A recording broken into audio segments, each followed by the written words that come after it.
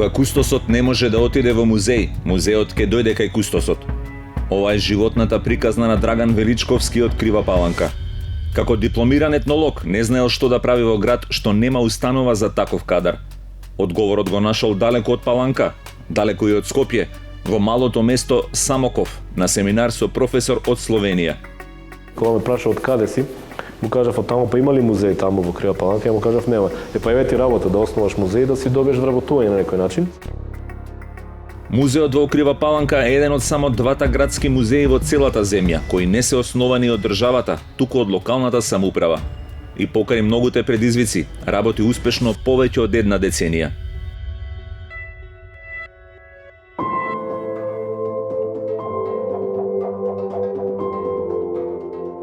Ова се луѓето што не чекаат решенија, туку ги бараат. Не креваат раце, туку ги засукуваат ракавите. Познати им се и пречките и неуспесите, и тешките услови.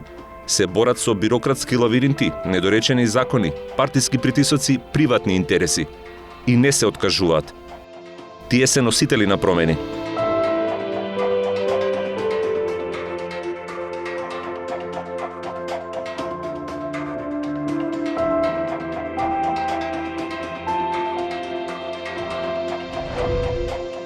Тука е представена една фасада на традиционална кривопаланечка селска куќа, во која што е изведен еден балкон кој што е работен од локални мајстори. Во зимните периоди бил монтиран разбојот и каде што се ткаеле народните ткаеници. Ќе бидат презентирани фотографии од мода и модни детали од тој период.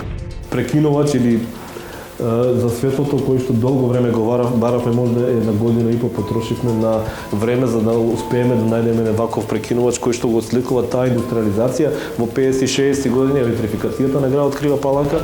Етнолошката поставка завршува со амбиентот на градска одаја од периодот на преродбата. Тоа е крајот на 19. век и почетокот на 20. век.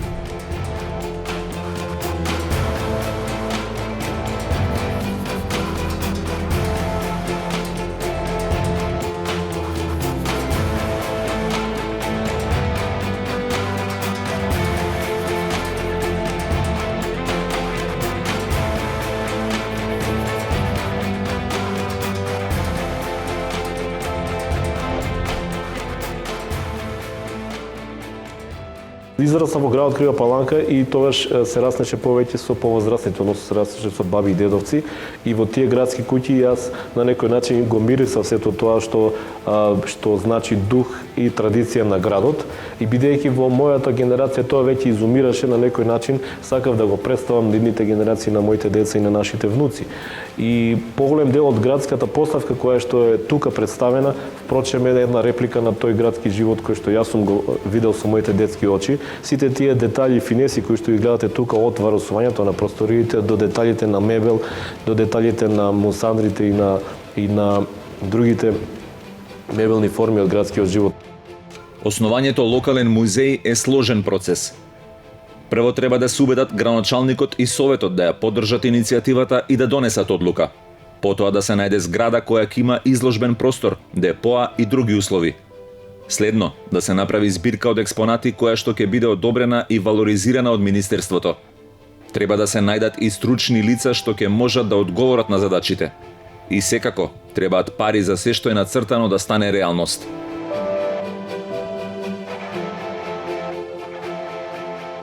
Но ако општината ги донела актите, а донаторите ги дале парите, работата на Драган била лесна, нели? Само за тие што не биле во неговата кожа. Бараше жртвување на целото приватно време, на целото слободно време, пишување на огромен дел на број на апликации до различни донатори, кои што во најголем дел беа неуспешни на некој начин, односно не бевме препознаени од страна на донаторите, можеби во тој првичен период дури немавме искуство, поправевме грешки најчесто. Меѓутоа ете, подоцна дел од тие апликации беа успешни, можеби 10% од нив беа успешни, но имавме среќа што тие поголемите беа успешни. Го закруживме тој концепт кој што ние на некој начин го напишавме, го сонувавме, меѓутоа многу тешко беше да го оствариме, бидејќи пред се работи за финансиски средства и се работи за поддршка од повеќе релевантни органи. Националните установи се редовно финансирани од државата, а другите мора да се борат за проекти. За директорот законите се дискриминаторски во овој дел.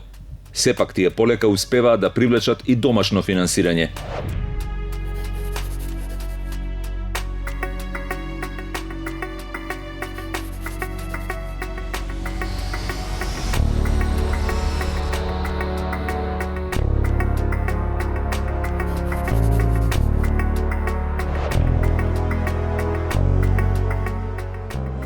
Овие се мощни значени цртежи кои што архитект Петар Намичев, професор доктор Петар Намичев поточно, ги работел во Кривопаланечко во долги периоди од 80-тите години наваму, при секое теренско истражување кога бил дел од тимот на Музеот на Македонија, престојува на теренски истражувања во Кривопаланка и Кривопаланечко и ги работел овие цртежи.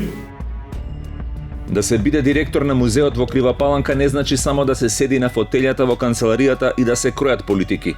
Тоа значи и да се отвори суверницата кога ќе дојдат посетители, да им се покажат поставките, а кога е потребно и да се засукаат ракавите.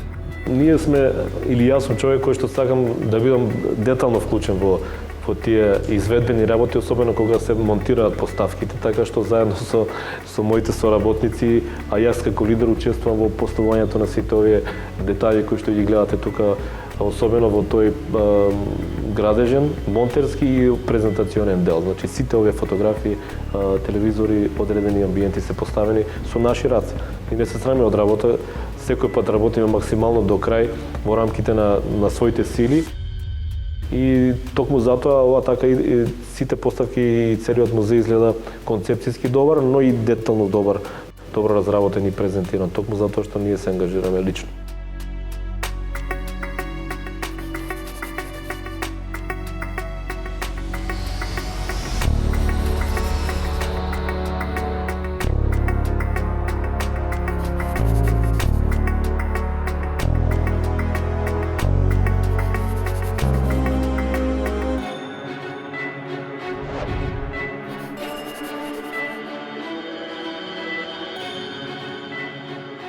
Покрај тоа што е прогласен за споменик на културата, сепак гледате дека од многу страни е девастиран, при што многу тешко е пристапен, а дури и многу тешко може да се изврши некаква негова поголема популаризација и презентација заради тоа што е недостапен од објекти.